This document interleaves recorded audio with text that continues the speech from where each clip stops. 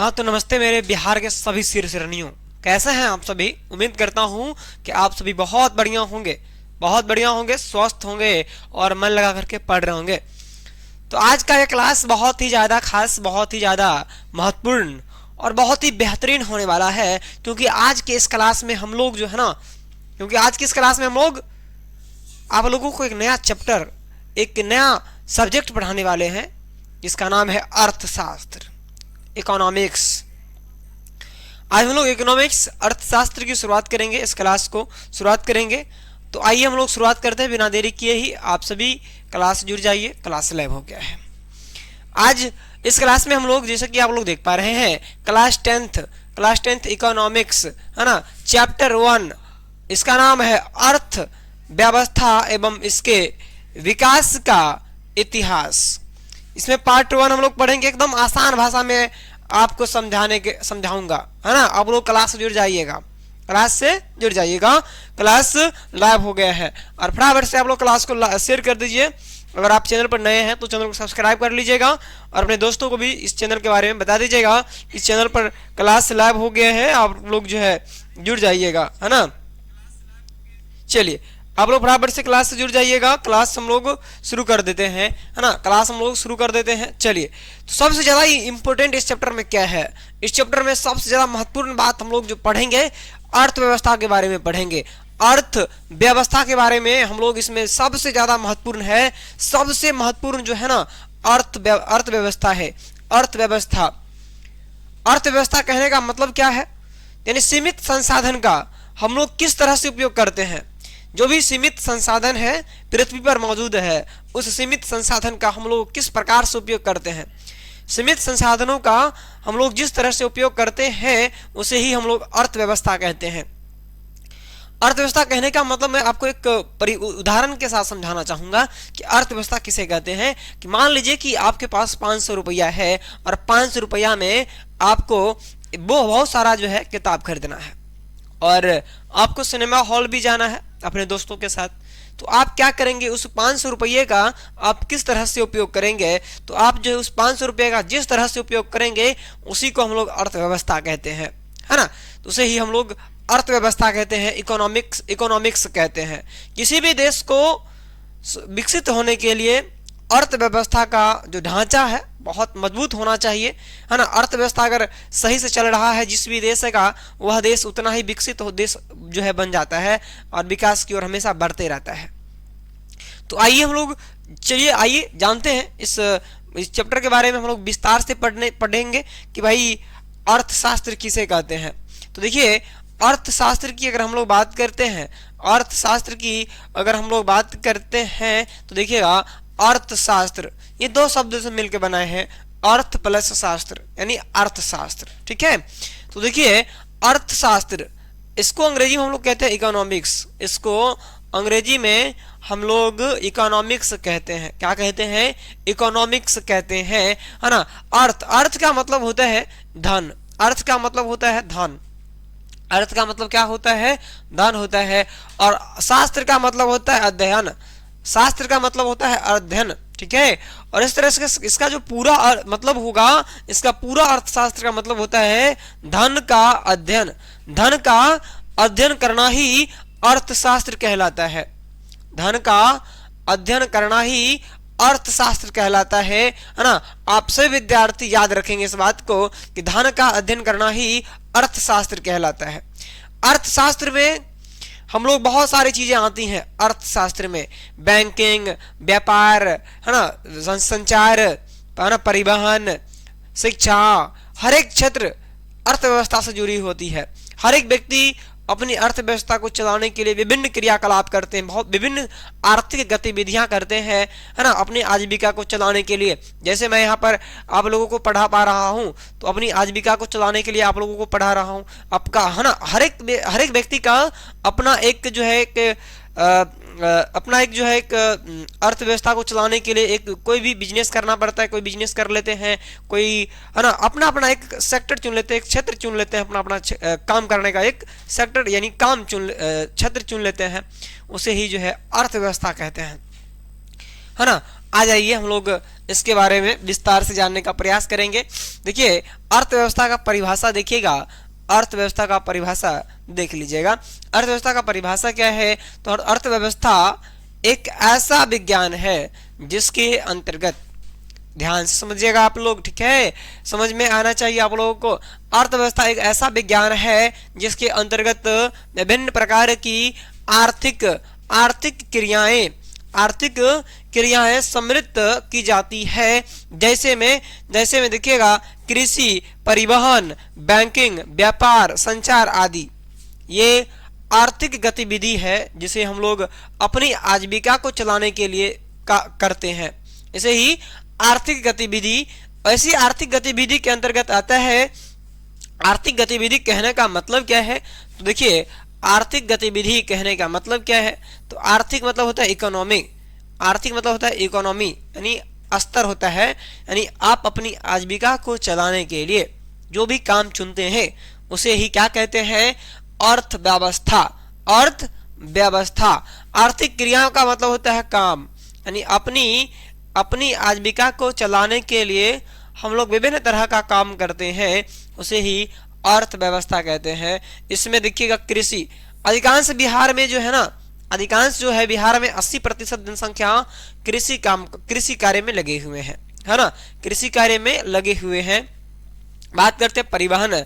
देखिए परिवहन भी अर्थव्यवस्था का एक मजबूत एक ढांचा है ना, अर्थव्यवस्था का एक मजबूत ढांचा कहिए, है ना, ये भी परिवहन है, बहुत ही महत्वपूर्ण सेक्टर है। कृषि तो है ही है, बैंकिंग का भी महत्वपूर्ण स्थान है, अर्थव्यवस्था को चलाने के लिए बैंकिंग का भी बहुत ही महत्वपूर्ण स्थान है। व्यापार, है ना, व्यापार जो होता है एक देश से दूसरे देश के, एक राज्य से दूसरे राज्य की ओर व्यापार होता है ना, एक अंतर्राष्ट्रीय व्यापार भी होता है।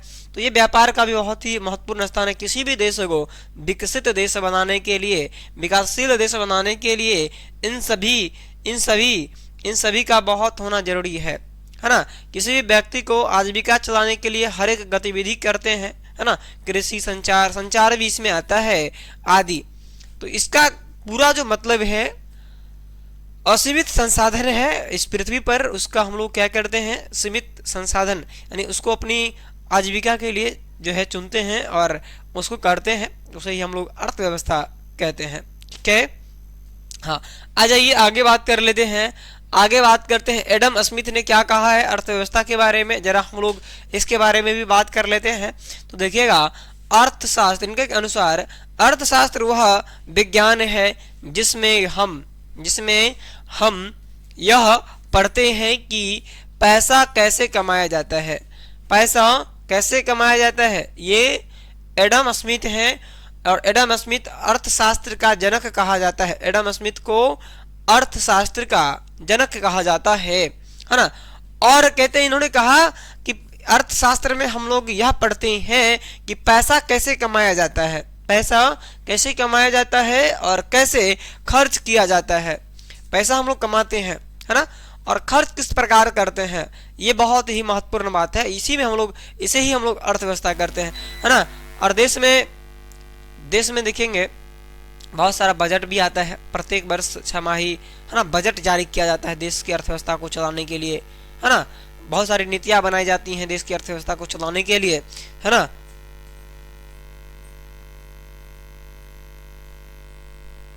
हाँ, आगे इसी समझ गए।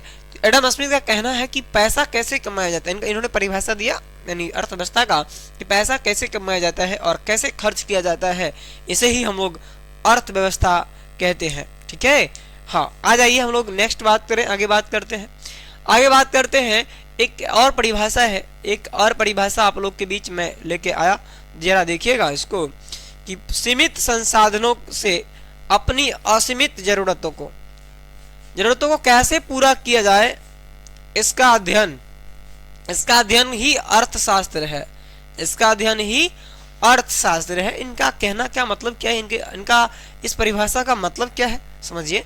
इस परिभाषा का मतलब है कि सीमित संसाधन, यानी इस पृथ्वी पर सीमित संसाधन है, इस पृथ्वी पर सीमित संसाधन है, और हमारी जो इच्छाएं हैं वह इच्छाएं बहुत बड़ी इच्छाएं हैं, हमारी असीमित इच्छाएं हैं हमारी है ना। तो कह रहे कि सीमित संसाधनों से अपनी असीमित जरूरतों को कैसे पूरा किया जाता है, इसका अध्ययन करना ही क्या कहलाता है, अर्थशास्त्र कहलाता है, इकोनॉमिक्स कहलाता है। ठीक है, हाँ आइए हम लोग आगे बात करते हैं। इतना समझ गए, आइए आगे बात करते हैं। हम लोग आगे बात करते हैं, एक नया परिभाषा और है आप लोगों को समझाने के लिए लेकर आए हैं अर्थशास्त्र का।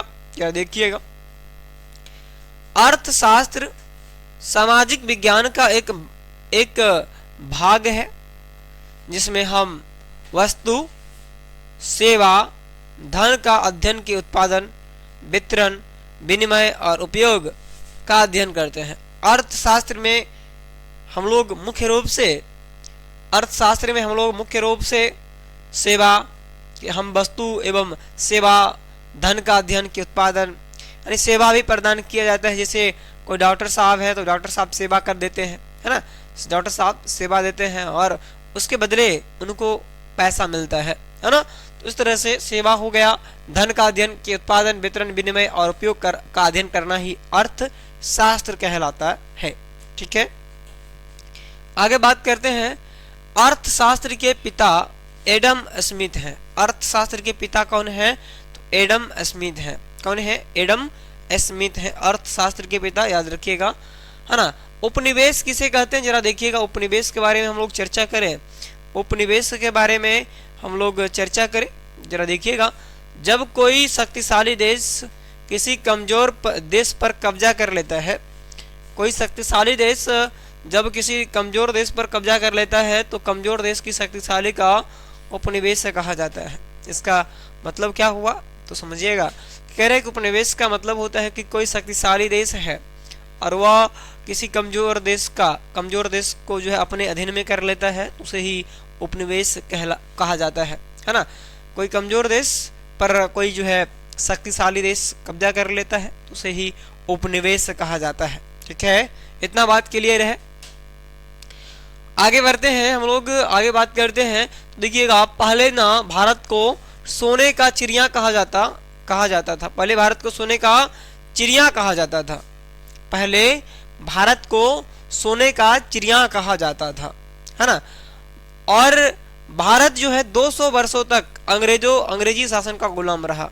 भारत की बात करें, देखिए भारत जो है 200 वर्षों तक अंग्रेजों के अधीन में रहा, है ना, अंग्रेजी शासन का गुलाम रहा। 200 वर्षों तक अंग्रेजों ने भारत में शासन किया, है ना, है ना। और बात करते हैं, जो भी भारत में प्राकृतिक संसाधन था वो सारा का सारा ले गया अपने घर, इंग्लैंड, है ना। भारत से जो भी प्राकृतिक संसाधन था बहुत ज़्यादा, वो सारे प्राकृतिक संसाधनों को इंग्लैंड लेके चला गया, है ना। भारत में जो है क्या किया, अंग्रेजों ने फूट डालो और शासन करो की नीति को अपना कर भारत को अपना कर दास बनाकर रखा। भारत में अंग्रेज जो है भारत में एक नीति अपनाया, उसने कहा कि फूट डालो और राज करो की नीति अपनाया। इसका मतलब क्या होता है, तो इसका मतलब ये होता है कि अंग्रेजों ने भारत में पहले लोग मिलजुल कर रहा करते थे और आज भी मिलजुल कर रहा करते हैं। तो भारत में एकता था, लोगों में आपस में भाईचारे का भावना था, एकता था, है ना। हिंदू, मुस्लिम, सिख, ईसाई सभी लोग मिलजुल के रहा करते थे। तो अंग्रेजों ने क्या कहा कि अगर ये लोग मिलजुल के अगर रहे तो हम लोग फिर ज़्यादा दिनों तक शासन नहीं कर पाएंगे। तो उसने क्या किया, उसने एक नीति अपनाई और उसने कहा कि भाई फूट डालो और राज करो की नीति अपनाओ और सभी लोगों को जो है धर्म के आधार पर, जो है जाति के आधार पर जो है बांट दो, है ना, सबको अलग कर दो, कुछ मतलब अलग करने का कुछ उपाय निकालो, फूट डालो और राज करो की नीति अपना करके अंग्रेजों ने भारत पर 200 वर्षों तक शासन किया, है ना। आगे बात करें तो देखिए, आर्थिक क्रियाएं हम लोगों ने पहले चर्चा कर लिया था। आर्थिक क्रियाएं क्या किसे कहते हैं, देखिए आर्थिक क्रियाएं किसे कहते हैं, देखिए वह सभी क्रियाएं जिससे हमें आय प्राप्त होती हैं उसे आर्थिक क्रियाएं कहते हैं।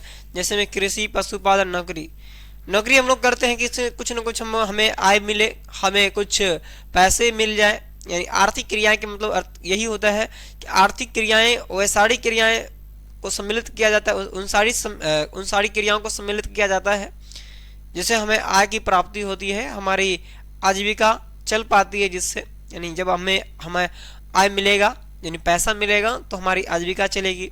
तो आर्थिक क्रियाएं का अंतर्गत जो है, जैसे जैसे हर एक व्यक्ति का एक अपना जो है शौक होता है ना, टीचिंग लाइन में जाना, अपना अपना सबका एक लक्ष्य होता है, अपना अपना सपना होता है, ड्रीम होता है कि मुझे इस क्षेत्र में जाना है, मुझे इस क्षेत्र में जाना है। किसी का सपना होता है कृषि क्षेत्र में जाना है, किसी का मन होता है पशुपालन में, किसी का सपना होता है नौकरी करना, किसी का मतलब होता है शिक्षक बन के पढ़ाना।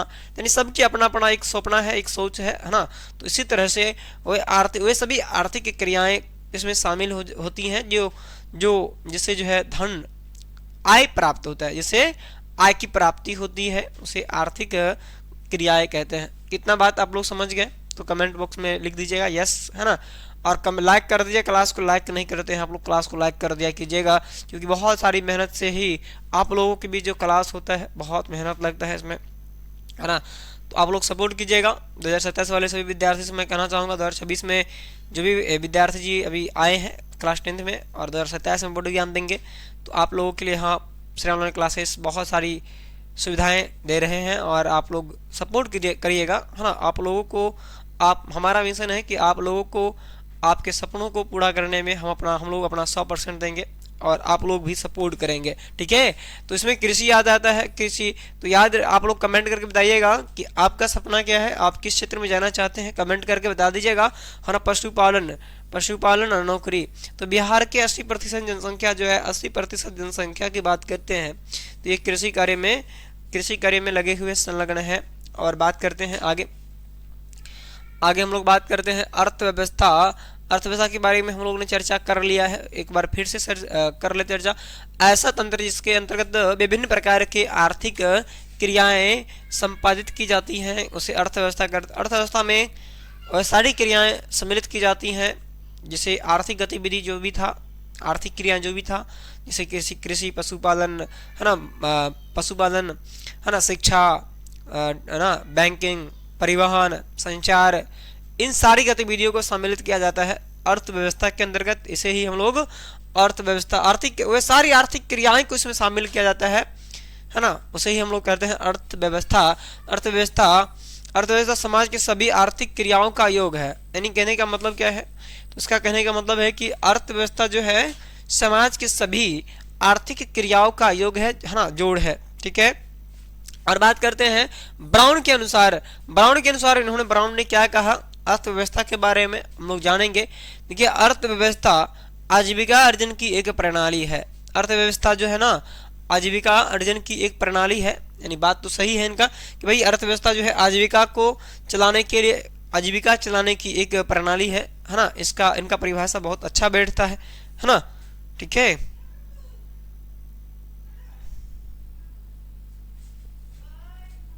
हाँ, आगे बात करते हैं कि अर्थव्यवस्था के दो कार्य निम्नलिखित है।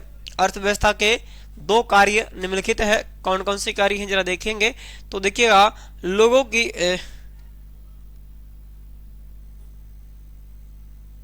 हाँ, अर्थव्यवस्था के दो कार्य निम्नलिखित हैं, जैसे देख लीजिएगा, है ना। अर्थव्यवस्था के लोगों की आवश्यकताओं की संतुष्टि के लिए विभिन्न प्रकार की वस्तुएं एवं सेवाओं का उत्पादन करना।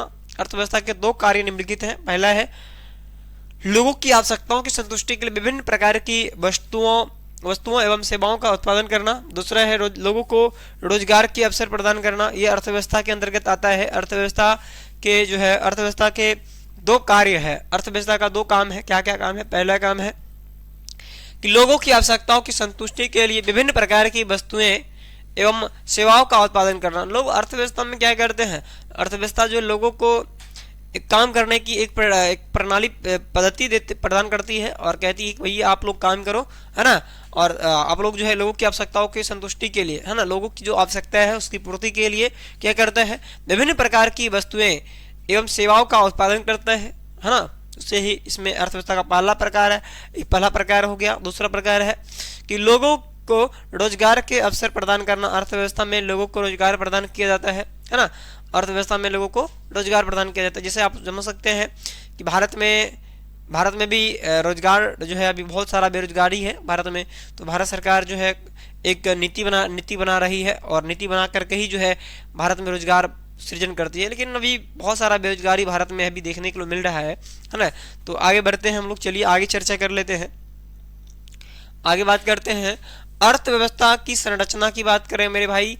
अर्थव्यवस्था की संरचना की बात करें तो देखिएगा अर्थव्यवस्था को अर्थव्यवस्था की जो संरचना है वह तीन भागों में बांटा गया है। पहला प्राथमिक क्षेत्र है, दूसरा द्वितीय क्षेत्र है, तीसरा तृतीय क्षेत्र है। तो प्राथमिक क्षेत्र के अंदर कृषि आता है, पशुपालन आता है, पशुपालन आता है, मछली पालन। ये इम्पोर्टेंट है, आपके परीक्षा में पूछा जाता है ना, आपके परीक्षा में पूछा जाता है ना। द्वितीय क्षेत्र की बात करें उद्योग विनिर्माण आता है। तीसरा क्षेत्र में देखिए सेवा क्षेत्र आता है, तीसरा में सेवा क्षेत्र आता है। और बात करें सेवा क्षेत्र में क्या क्या आता है, वह सारी गतिविधियां आती हैं जो लोगों को सेवा देने का काम करते हैं, वे सारी गतिविधियां आती हैं तृतीय क्षेत्र में। सेवा क्षेत्र के अंतर्गत वह सारी गतिविधियां आती हैं, इसमें वे सारी गतिविधियां आती हैं जो लोगों को सेवा देने का काम करते हैं। क्या करते हैं? सेवा देने का काम करते हैं। जिसमें शिक्षक, देखिएगा शिक्षक आते हैं, शिक्षक डॉक्टर,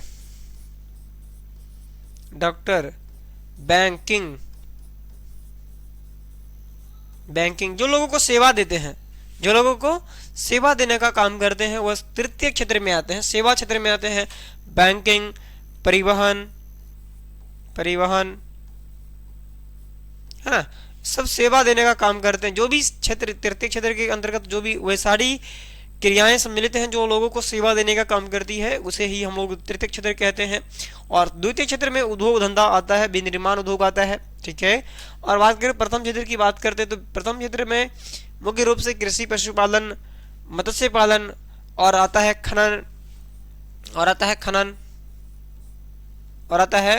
खनन।